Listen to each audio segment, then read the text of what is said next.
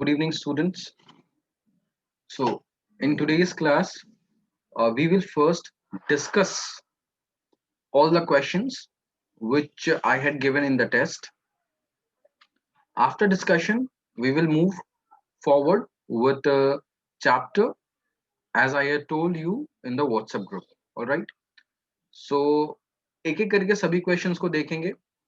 सी अगर तुम्हारे मार्क्स कम आए हैं या ज्यादा आए हैं, ये ज्यादा मैटर नहीं करता है क्योंकि ये चैप्टर वाइज टेस्ट है.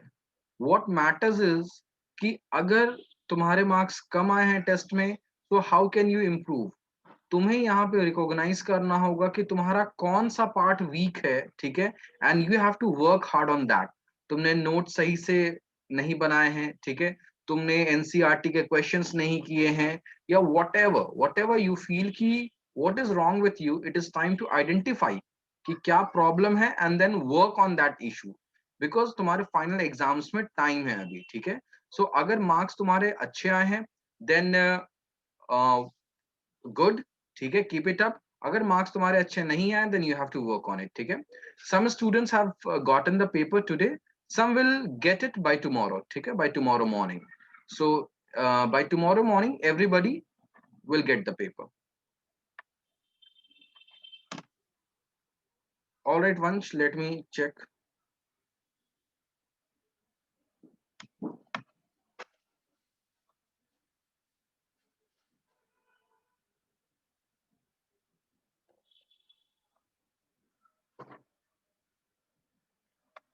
बच्चों एक बार अपना ऑडियो कंफर्म करो, कितने बच्चों को आवाज क्लियर आ रही है. Confirm the audio first.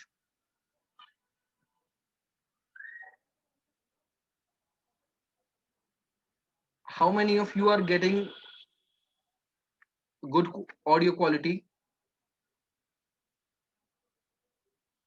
जानवीर, आवाज क्लियर आ रही है.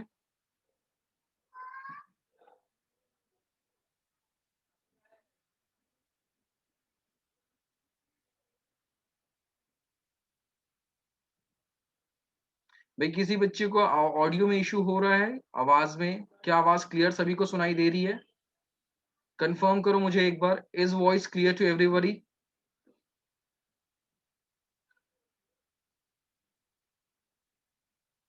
सारथी, is audio clear to you? क्या तुम्हें सही से सुनाई दे रहा है सब कुछ?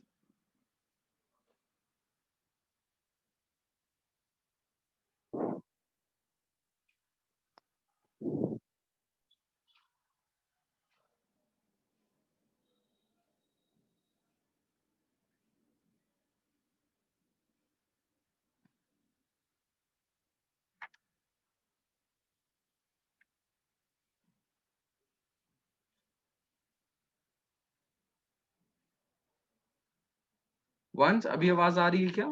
अभी आवाज क्लियर आ रही है? वंश, is audio clear now?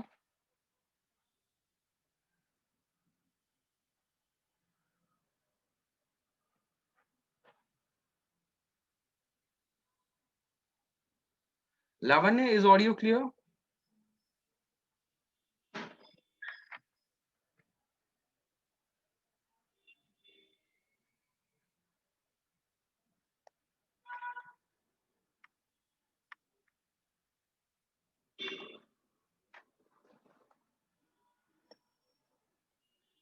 Is audio clear to everyone? Confirm in chat.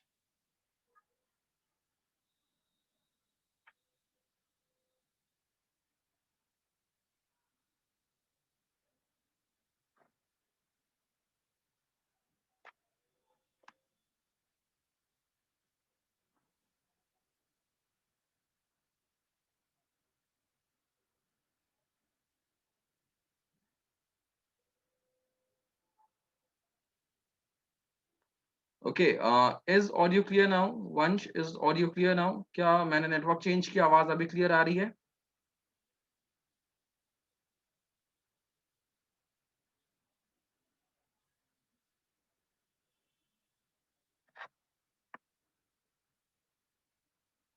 लावण्य, तुम्हें आवाज क्लियर आ रही है?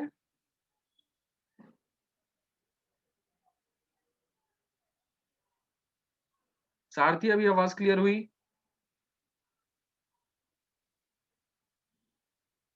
सारथी ऑडियो क्लियर हुआ है? Yes sir, yes sir. चलो ठीक है।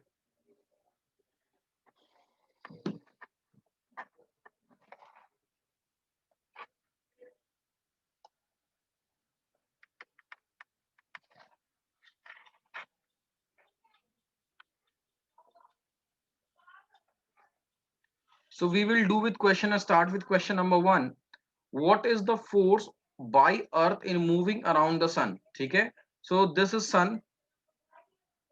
ठीक है भाई, सभी बच्चे को जो भी क्वेश्चन में डाउट था वो क्वेश्चन का नोट अभी बना लेना। ठीक है, ये क्वेश्चन पेपर मैं ग्रुप पे डाल दूंगा, इसका नोट अभी कॉपी में साथ साथ बनाते जाना। जिस भी बच्चे को जिस भी क्वेश्चन में डाउट था, ठीक है, मैं एक एक करके सारा क्वेश्चन एक्सप्लेन कर रहा हूँ। ऐसा नहीं कि सिर्फ देख के छोड़ दोगे, वो बाद में याद नहीं रहेगा। ठीक है, तो दिस इज सन। एक एक करके मैं सारा क्वेश्चन डिस्कस करूंगा वंश। तो ये अर्थ है, अर्थ मान लो इधर का डायरेक्शन में मूव कर रहा है। सो ये जो है ये डायरेक्शन ऑफ मोशन है।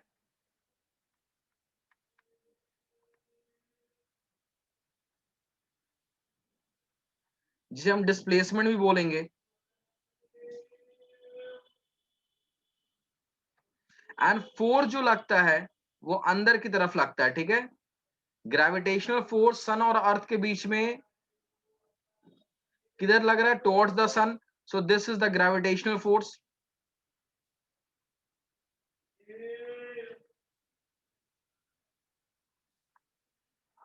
तो हम लिखेंगे since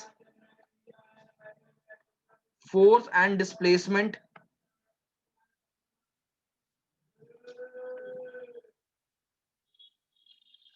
are perpendicular to each other,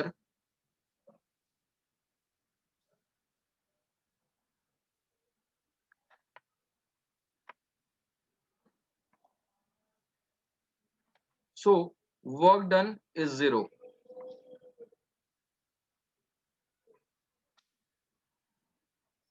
ठीक है, सभी बच्चे फर्स्ट क्वेश्चन का आंसर लिख लो।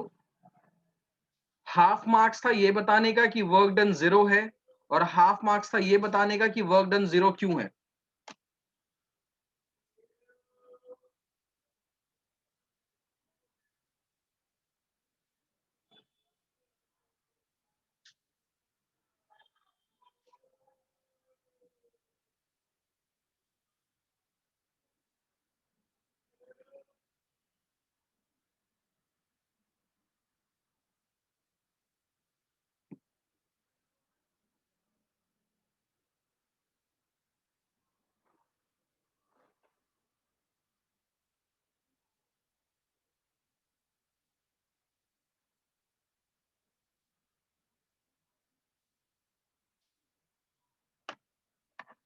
ठीक है, फर्स्ट क्वेश्चन सभी का हो गया, कंफर्म करो। सेकंड क्वेश्चन में चले।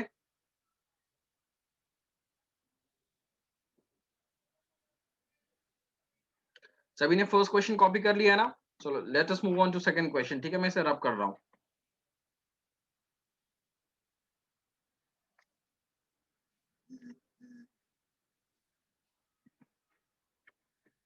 सेकंड क्वेश्चन देखो। A freely falling body eventually stops on reaching the ground. तो फ्रीली फॉलिंग का क्या मतलब है कि जैसे ये बॉडी है, ये अर्थ की तरफ फॉल कर रहा है only under the effect of gravity. Free fall का क्या मतलब होता है?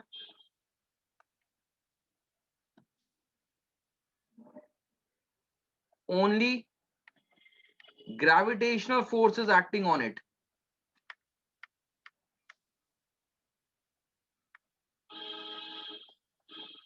जब किसी ऑब्जेक्ट पे सिर्फ ग्रेविटेशनल फोर्स एक्ट करता है तो हम बोलते हैं वो फ्री फॉल के स्टेट में। ठीक है, तो ये अब ऑब्जेक्ट पे ग्रेविटेशनल फोर्स एक्ट कर रहा है जिसकी वजह से ऑब्जेक्ट जो अर्थ की तरफ जा रहा है। So freely falling body eventually stops on reaching the ground. ये नीचे जैसे यहां पर आता है तो यहां पर रुक जाता है। अब हमें पता है जब बॉडी ऊपर से नीचे आ रहा होता है तो उसका पोटेंशियल एनर्जी जो काइनेटिक एनर्जी में कन्वर्ट हो रहा होता है। ठीक है, बट जैसे ये ग्राउंड को हिट करता है तो ये रुक जाता है। तो अब सवाल है, जैसे ये ऊपर से नीचे आ रहा था उस केस में क्या हो रहा था? पोटेंशियल एनर्जी काइनेटिक एनर्जी में कन्वर्ट हो रहा था। लेकिन जैसे इसने ग्राउंड को हिट किया तो ये सारे का सारा काइनेटिक एनर्जी जो है वो हीट एनर्जी और साउंड एनर्जी बन के लॉस्ट हो गया। ठीक है, थोड़ा बहुत ग्राउंड का जो स्ट्रक्चर होगा वो चेंज होगा। ठीक है, जहां पर ये ऑब्जेक्ट गिरेगा वहां पर क्या होगा, ग्राउंड थोड़ा डिफॉर्म हो जाएगा। ठीक है, हो सकता है ब्रेक हो जाएगा। सो थोड़ा बहुत एनर्जी जो है वो ग्राउंड को ट्रांसफर हो जाता है। ठीक है, so what happens to its kinetic energy, दो बातें होती। पहली बात क्या होती है, kinetic energy transforms into heat and sound energy. और दूसरा इसके साथ साथ क्या होता है कि some part of kinetic energy of ball is transferred to ground to potential energy of ground as ground is deformed. Ground is deformed. Deform का मतलब क्या होता है कि ग्राउंड जहां पे भी ये ऑब्जेक्ट गिरता है वहां पे क्या होगा, ग्राउंड में थोड़ा बहुत हो सकता है डिप्रेशन क्रिएट हो जाए। ठीक है, सो हम बोलते हैं ground is deformed here. So copy this, then we will move on to third part.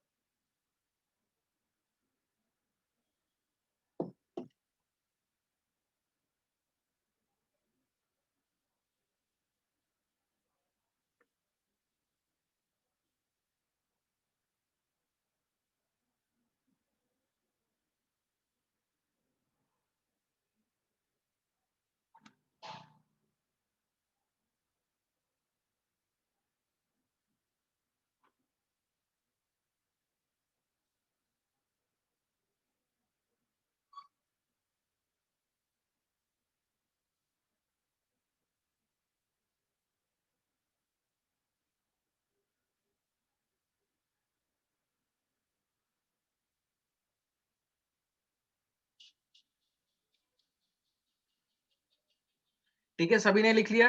मैं थर्ड क्वेश्चन पे चलता हूं अब।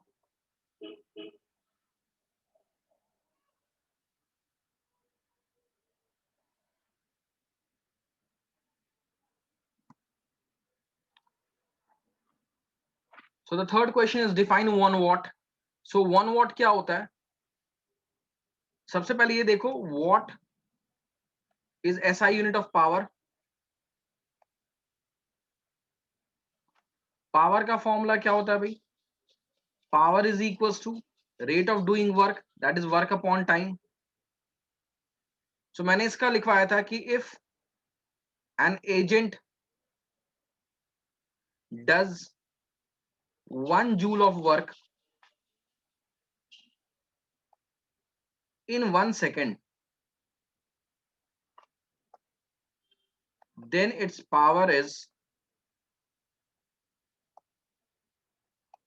1 watt। ठीक है, इसका एक और हो सकता है कि if an appliance consumes energy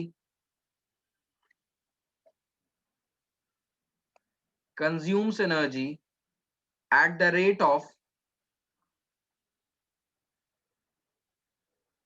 1 joule per second, 1 joule per second, then the power of appliance is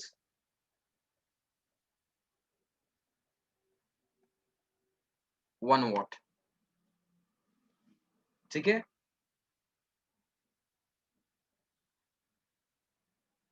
किसी बच्चे को यहाँ पे डाउट है?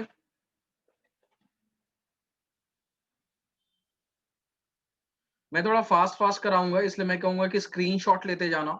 और जो बच्चे स्क्रीनशॉट नहीं ले पा रहे हैं, जो लैपटॉप या कंप्यूटर में पढ़ रहे होंगे, ठीक है, so I will be recording the lecture and putting it on the group. ठीक है, इस लेक्चर को रिकॉर्ड करके मैं कल तुम्हारे ग्रुप पे व्हाट्सएप पे पुट कर दूंगा। तो अगर तुम्हारा कुछ आंसर छूटा हुआ होगा तो उससे कॉपी कर लेना, ठीक है। We will be doing a little fast in this class. So ये सबका हो गया, ठीक है। जो थोड़ा बहुत अगर चेंज कॉपी कर सकते हैं कर लो। नेक्स्ट क्वेश्चन में चलता हूं। Question number 4। A lamp consume 1000 joule of electrical energy in 10 seconds. Find its power. तो एनर्जी क्या दिया हुआ है 1000 जूल, टाइम क्या दिया हुआ है 10 सेकेंड दिया हुआ है। हमें पता है पावर क्या होता है, एनर्जी अपॉन टाइम होता है। सो इट इज 1000 अपॉन 10। एक जीरो से एक जीरो कैंसिल हो गया, 100। और पावर का यूनिट क्या होता है, वॉट।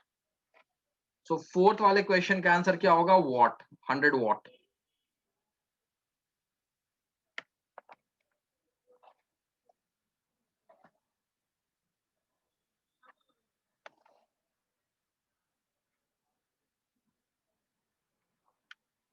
नेक्स्ट देखते हैं क्वेश्चन नंबर 5।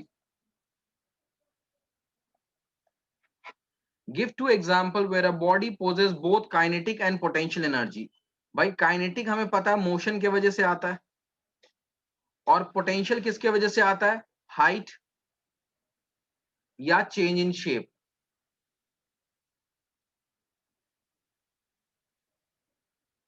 सो हम पहला एग्जांपल ले लेते हैं, एरोप्लेन फ्लाइंग इन स्काई।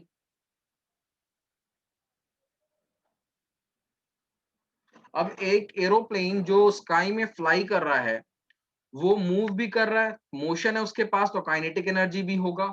और क्योंकि वो ग्राउंड से एक हाइट पे है, सो उसके पास पोटेंशियल एनर्जी भी होगा। सेकेंड ऑप्शन हम ले सकते हैं, a ball throne.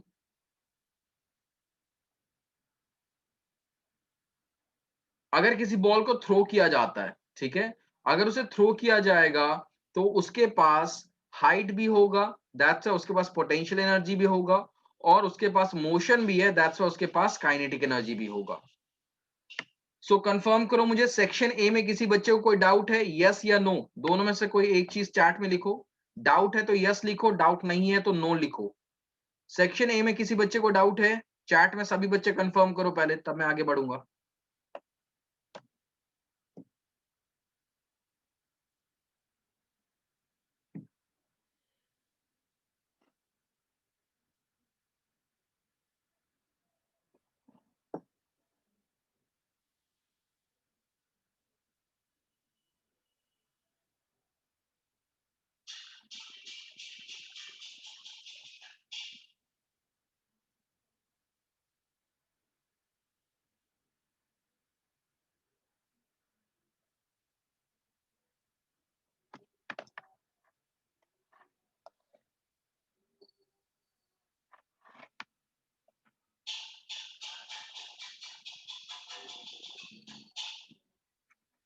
So now we will move on to section B. Question number 6 देखो, when do we say that the work is done by a force? दो conditions होते हैं, पहला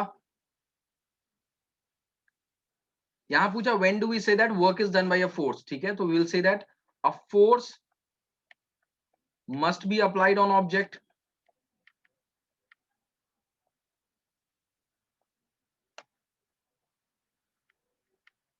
और दूसरा the object must be displaced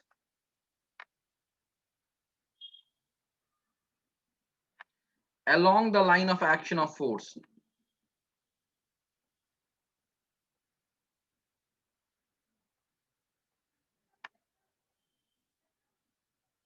ठीक है, object पे एक फोर्स लगना चाहिए और ऑब्जेक्ट का डिस्प्लेसमेंट होना चाहिए along the line of action of force, तो हम कहते हैं work is done.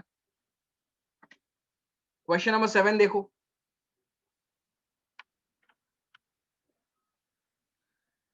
Distinguish between positive and negative work. Positive work क्या होता है भाई,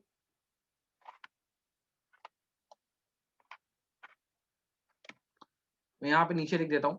पॉजिटिव वर्क क्या होता है, व्हेन ऑब्जेक्ट इज डिस्प्लेस्ड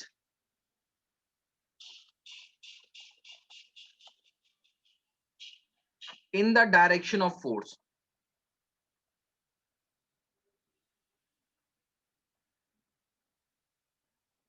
ठीक है, सपोज ये एक ऑब्जेक्ट है, इस पे एक फोर्स लगा इस डायरेक्शन में, जिसकी वजह से ऑब्जेक्ट पॉइंट ए से पॉइंट बी पे पहुंच गया। ठीक है, तो ऑब्जेक्ट का डिस्प्लेसमेंट किधर हुआ, ए से बी तक, जिधर फोर्स लगा उधर ही ऑब्जेक्ट डिस्प्लेस हो गया। सो this is an example of positive work, ये हम पॉजिटिव वर्क का एग्जांपल लेंगे। ठीक है, नेगेटिव वर्क मैं यहां पे लिख देता हूं। So when object is displaced opposite to direction of force,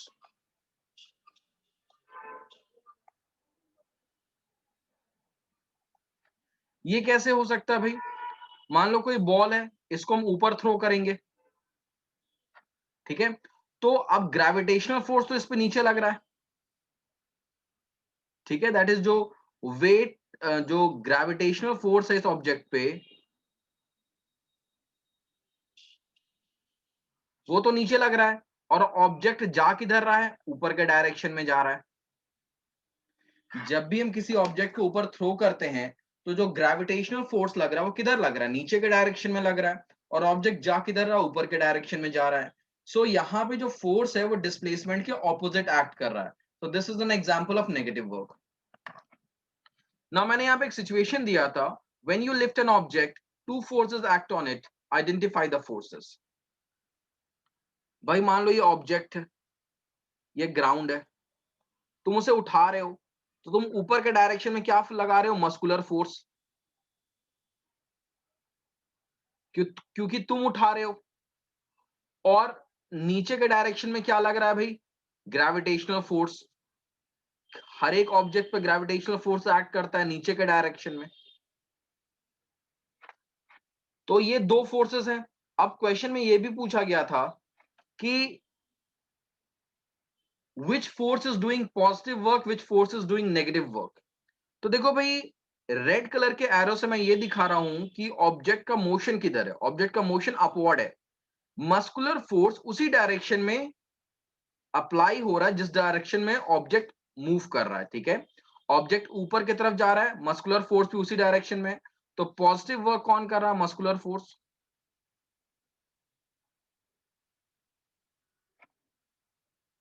और नेगेटिव वर्क कौन कर रहा है, ग्रेविटेशनल फोर्स, क्योंकि ग्रेविटेशनल फोर्स नीचे है।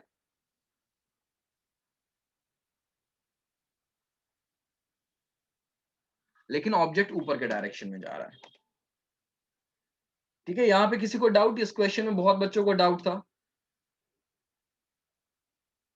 जो भी लग रहा है कि तुमने क्वेश्चन का आंसर नहीं दिया है, टेस्ट में नहीं लिखा है, तुम्हें डाउट है, उसे प्लीज नोट डाउन कर लो, क्योंकि जो मैं अगला टेस्ट लूंगा उसमें ये क्वेश्चंस जरूर रहेंगे, इस टेस्ट में से कुछ क्वेश्चंस।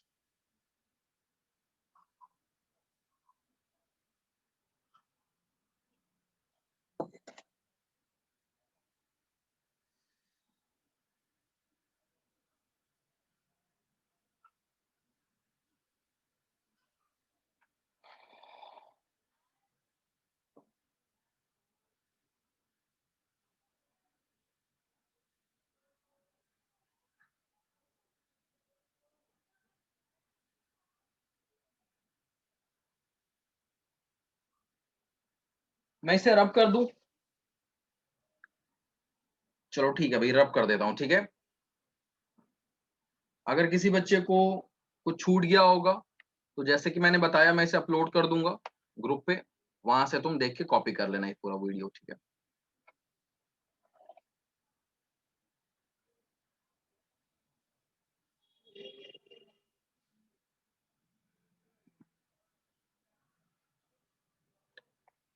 क्वेश्चन नंबर 8 देखते हैं भाई। अब state the relationship between SI unit and commercial unit. SI unit क्या होता है, एनर्जी का, जूल। कमर्शियल यूनिट क्या होता है एनर्जी का, किलो वॉट आर। तो 1 किलो वॉट आर का मतलब होता है 1 kilo watt into 1 hour. 1 kilo watt का मतलब हो गया 1000 वॉट। 1 आर का मतलब हो गया 3600 सेकेंड। तो ये हो गया 36 और 5 जीरो वॉट इंटू सेकेंड। इसको हम लिख सकते हैं 3.6 इंटू 10⁻⁶। मैं यहाँ पे 3.6 इसलिए लिख रहा हूं क्योंकि ये साइंटिफिक नोटेशन है लिखने का कि एक के बाद डेसिमल लगाना है, ठीक है।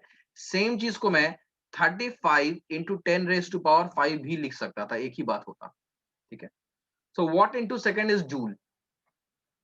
सो 1 kilowatt hour is equals to 3.6 into 10⁻⁶ joule.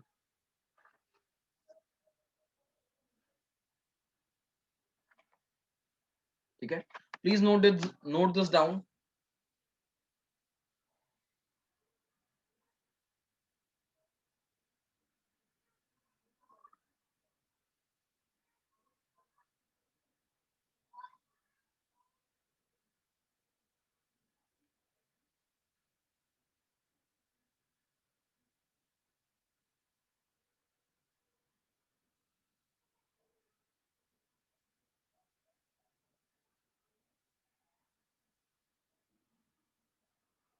So section B में किसी बच्चे को कोई डाउट है?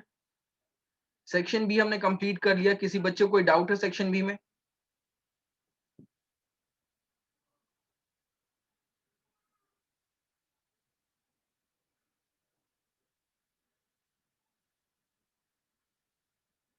सेक्शन बी के किसी भी क्वेश्चन में किसी बच्चे को कोई डाउट है भाई?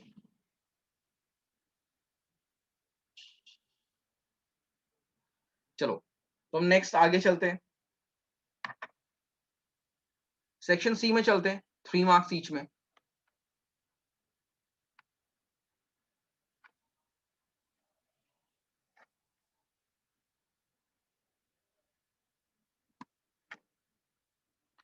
जानवीर, सेक्शन सी का फर्स्ट क्वेश्चन देखना, तुमने गलत किया टेस्ट में। Calculate the electricity bill amount for a month of December. दिसंबर में कितने दिन होते हैं भाई? 31, 31 days. If the following devices are used as specified,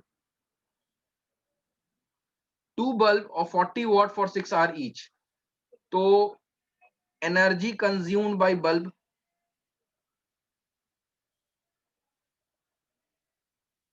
हम by bulb per day। so energy का फॉर्मूला क्या होता है भाई? Power into time. ये दिया हुआ है पावर, वॉट में दिया हुआ होता है पावर, ये दिया हुआ है टाइम, ठीक है। सो एनर्जी होता है power into time. So power हो गया हमारा 40, लेकिन अब इसको हमें किलोवाट में कन्वर्ट करना है, ठीक है। हमेशा पावर को हम किलोवाट में कन्वर्ट करते हैं एनर्जी कैलकुलेट करते वक्त, ठीक है। सो किलोवाट में कन्वर्ट करने के लिए मैंने इसे 1000 से डिवाइड कर दिया, into time that is 6 hours, और कितने बल्ब हैं? 2, तो मैंने 2 से मल्टीप्लाई कर दिया, ठीक है। तो देखो क्या हो गया भाई, 0 से 0 यहां पे कैंसिल हो गया, ऊपर में 6 2 12, 12 4 48, 48 अपॉन 100 दैट इज 0.48। और क्योंकि मैंने पावर को किलोवाट में किया हुआ है, टाइम आवर्स में है, तो ये हो गया किलोवाट आवर, और किलोवाट आवर को हम क्या बोलते हैं भाई? यूनिट बोलते हैं,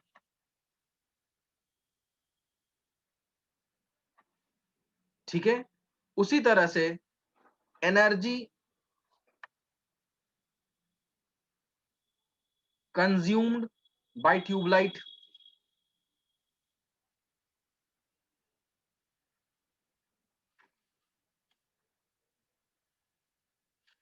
सो पावर क्या? 50 वॉट, तो 50 अपॉन 1000 करेंगे क्योंकि हमें किलोवाट में कन्वर्ट करना है। टाइम 8 आवर्स है और 2 ट्यूबलाइट है, ठीक है। एक जीरो से एक जीरो कट गया, 8 5 जा 40, 42 जा 80, 80 अपॉन 100, तो इसको मैं 0.80 लिख दे रहा हूं। So energy consumed by tubelight क्या है? 0.80 यूनिट। नेक्स्ट है एनर्जी कंज्यूम्ड बाय टीवी,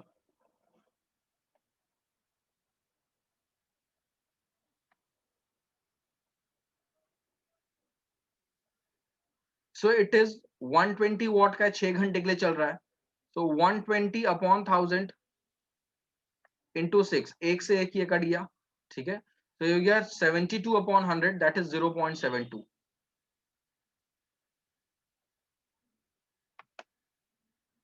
ठीक है। इसके बाद मैं यहाँ पे ऊपर में लिख रहा हूं, नीचे का स्पेस कम है मेरे पास। सो टोटल एनर्जी जो हो गया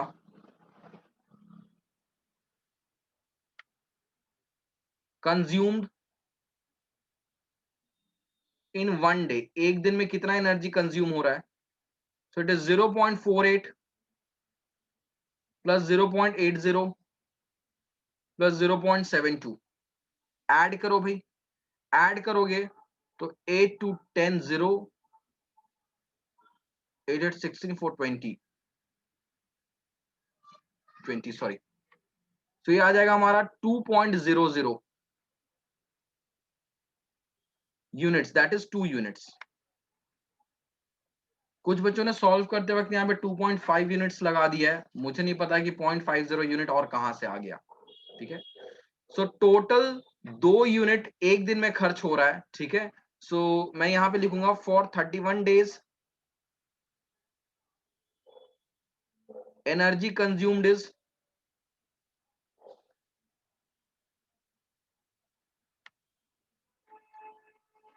2 इंटू 31, दैट इज 62 यूनिट्स की एनर्जी कंज्यूम हुई है। सो अब इसका टोटल कॉस्ट क्या होगा? 62 मल्टीप्लाइड बाई 4, क्योंकि 4 पर यूनिट था। ठीक है, सो लास्टली स्पेस कम होने की वजह से मैं इस साइड कर दे रहा हूं। तो total cost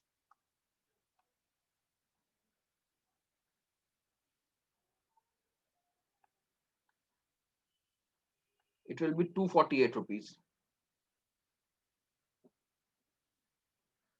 जानवीर, is it clear? क्या समझ में आया क्वेश्चन नंबर 9 कैसे होगा?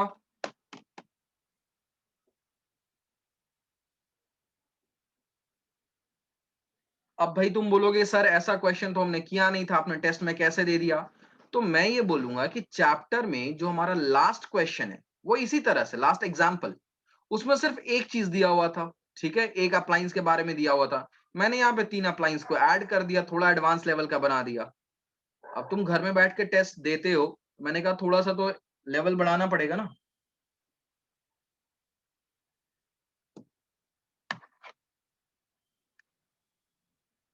नमन, क्लियर हो रहा है तुम्हारा?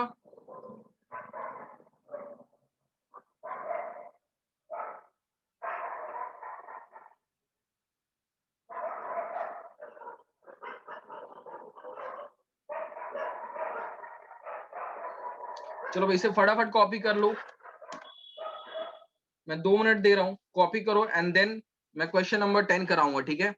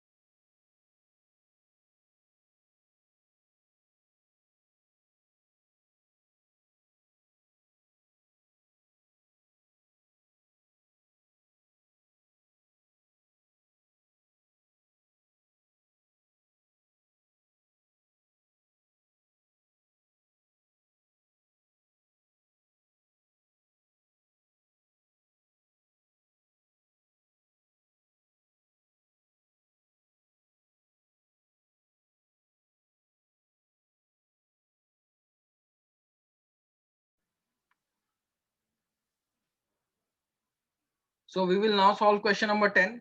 सभी ने कॉपी कर लिया question number 9?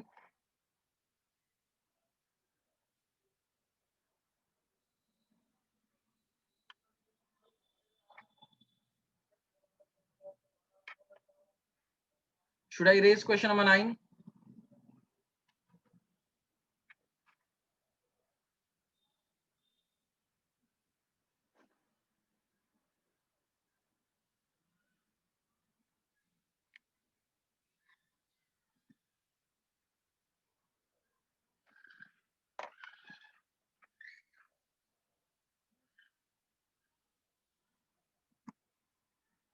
All right. So let us move on to question number 10 now.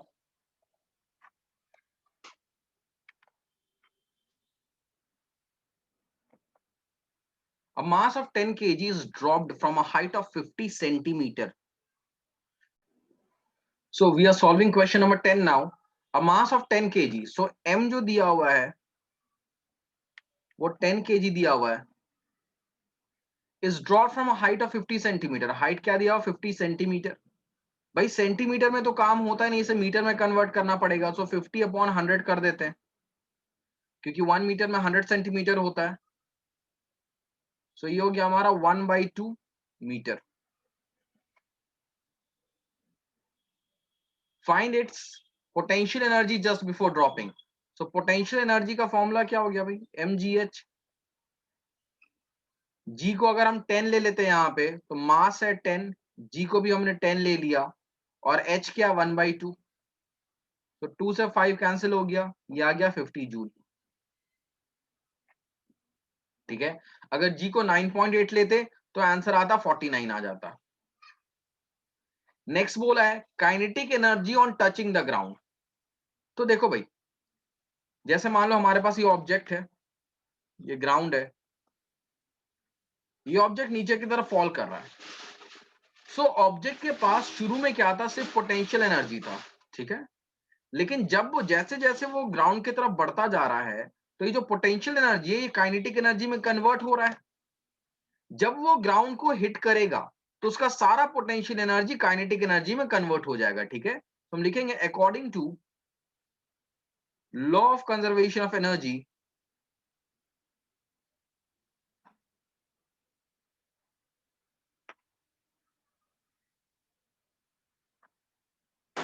kinetic energy at the bottom is equals to potential energy at the top. Top पे जो पोटेंशियल एनर्जी होगा वो सारा पोटेंशियल एनर्जी कन्वर्ट होके kinetic energy में transform हो जाएगा जब ये ऑब्जेक्ट ग्राउंड को जस्ट हिट करने वाला होगा. So it will be equals to 50 joule. Kinetic energy at the bottom कितने के इक्वल है, 50 जूल. ठीक है.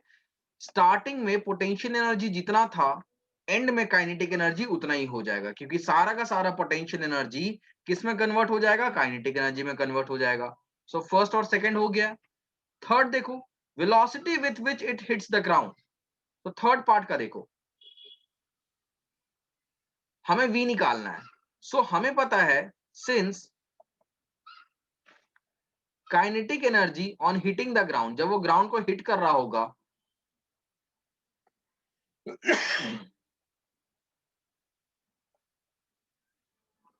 तो काइनेटिक एनर्जी क्या होगा, 50 जूल.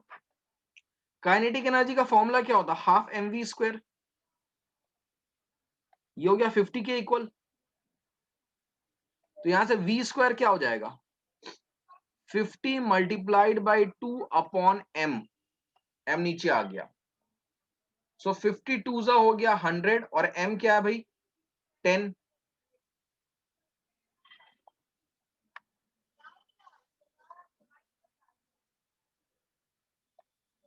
तो ये चला गया. सो v स्क्वायर की वैल्यू आ गई 10. सो v क्या आ गया, √10 मीटर पर सेकेंड. बस रूट में ही छोड़ सकते हो, आंसर तुम्हें मिल जाएगा यहाँ पे.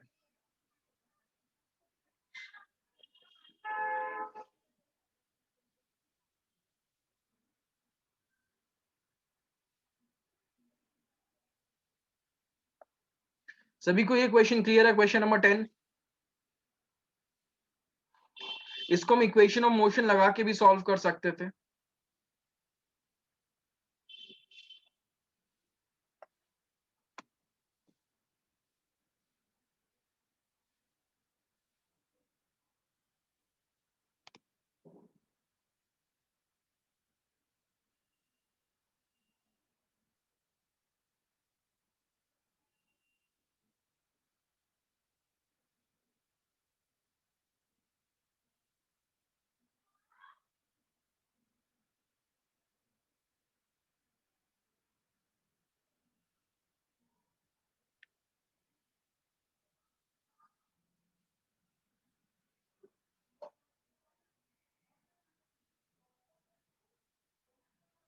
सभी ने कॉपी कर लिया है? क्वेश्चन नंबर 11 में चले।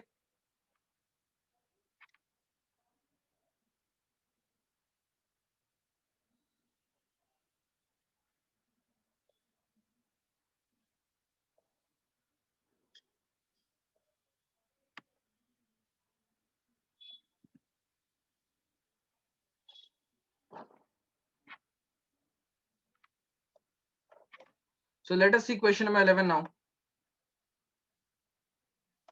A child tend to mimic his father. Mimic का मतलब कॉपी करना होता है. By lifting a mass of 10 kg on his head. तो मास कितने का है? 10 kg का. As soon as he succeeds in lifting it, मतलब चाइल्ड ने उस मास को अपने सर तक उठा लिया है. ठीक है, सो ये है चाइल्ड हमारा. वो क्या कर रहा है? एक मास को यहां से उठा के अपने सर तक ले जा चुका है. यहां तक आ चुका है मास. ठीक है. चाइल्ड की हाइट कितनी? 90 सेंटीमीटर. सो जो हाइट है that is 90 centimetre.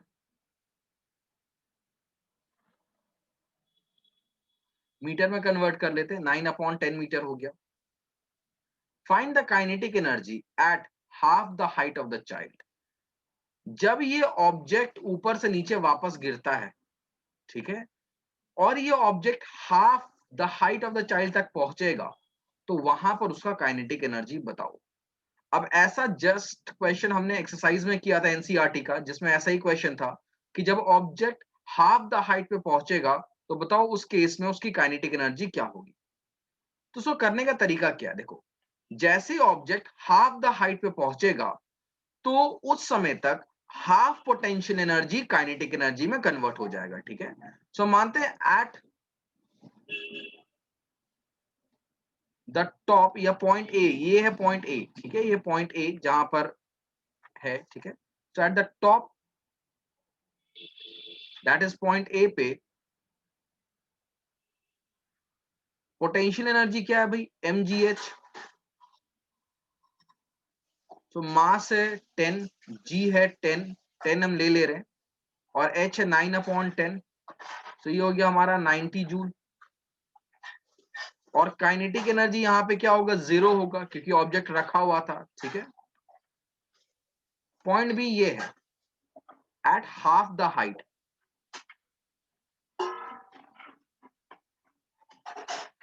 Half the height में, ठीक है, पोटेंशियल एनर्जी लॉस्ट. कितना पोटेंशियल एनर्जी लॉस्ट हो गया? तो भाई ऊपर टोटल इसके पास पोटेंशियल एनर्जी था 90. अब पोटेंशियल एनर्जी लॉस्ट का मतलब हो गया total PE minus potential energy at B. A से बी आने पे पोटेंशियल एनर्जी घट रहा है, हमें पता है, क्योंकि हाइट डिक्रीज हो रहा है. सवाल है पोटेंशियल एनर्जी कितना लॉस्ट हुआ. तो टोटल पोटेंशियल एनर्जी में से जब हम यहां तक के पोटेंशियल एनर्जी को हटा देंगे तो हमें मिल जाएगा कि पोटेंशियल एनर्जी लॉस्ट कितना हुआ था. सो टोटल पोटेंशियल एनर्जी क्या आ रहा है भाई? 90. बी पॉइंट पे पोटेंशियल एनर्जी क्या होगा? mg. और क्योंकि हाइट आधा है यहाँ पे तो h/2 हो गया. तो उसको हम 90 माइनस mgh/2 लिख सकते हैं. mgh की वैल्यू 90 थी, तो ये हो गया 90 माइनस 90/2. 90/2 है 45, so 90 minus 45 which is equal to 45 joule. So A से बी तक आते आते कितना पोटेंशियल एनर्जी लॉस्ट हुआ है? 45 जूल. दिस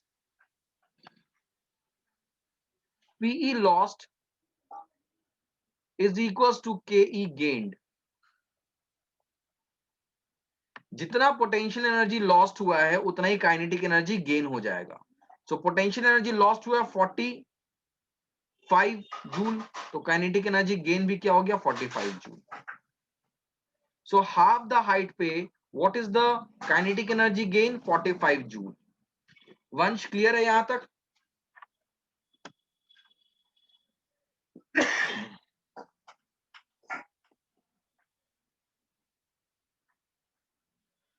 चलो यहां तक कॉपी करो, फिर मैं बता रहा हूं.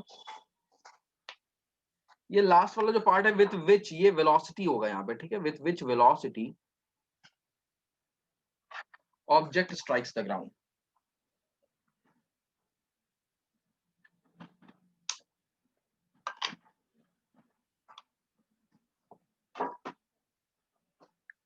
ठीक है, तो मैं इसे इरेज कर रहा हूं, ठीक है, आगे बढ़ रहा हूं,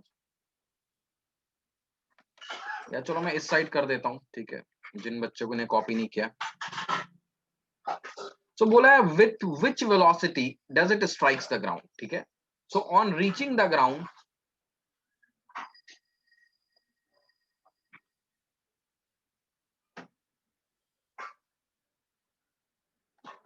all the potential energy is converted into kinetic energy।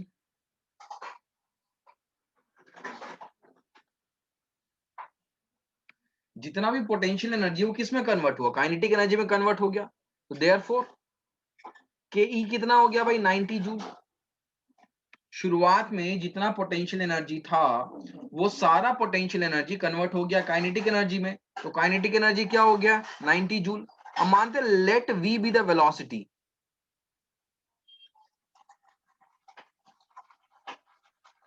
अगर v वेलोसिटी है तो half M V square is equal to 90 हो गया, ठीक है। सो v स्क्वायर क्या हो गया भाई, 90 इंटू 2 अपॉन m। सो 90 इंटू 2 और m कितना है भाई, 10 kg का, 10 कैंसिल हो गया, ये आ गया 18। तो v की वैल्यू क्या है, √18, ये होगा 3√2 मीटर पर सेकेंड। तो जब ये ऑब्जेक्ट ग्राउंड को हिट करेगा उस समय उसकी वेलोसिटी क्या होगी, 3√2 मीटर पर सेकेंड। जानवीर, क्वेश्चन समझ में आया कैसे होगा?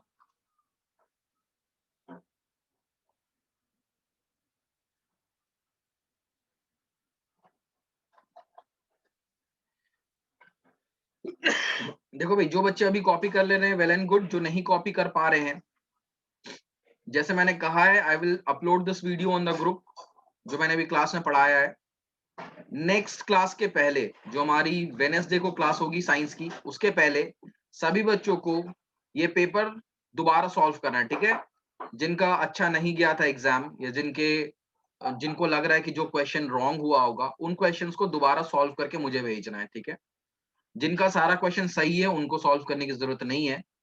जिनका लग रहा है कि जो जो क्वेश्चन रॉन्ग था उन्होंने गलत किया था, तो दे हैव टू रिजॉल्व, फिर से सॉल्व करना क्वेश्चन को, and then you have to send me the PDF as homework. तो आज इतना करते करते ही टाइम ओवर हो गया। वैसे मैंने सोचा था चैप्टर करवाऊंगा, but no problem. So this is the end of our class. अगर तुमने कॉपी कर लिया है then you can leave the session.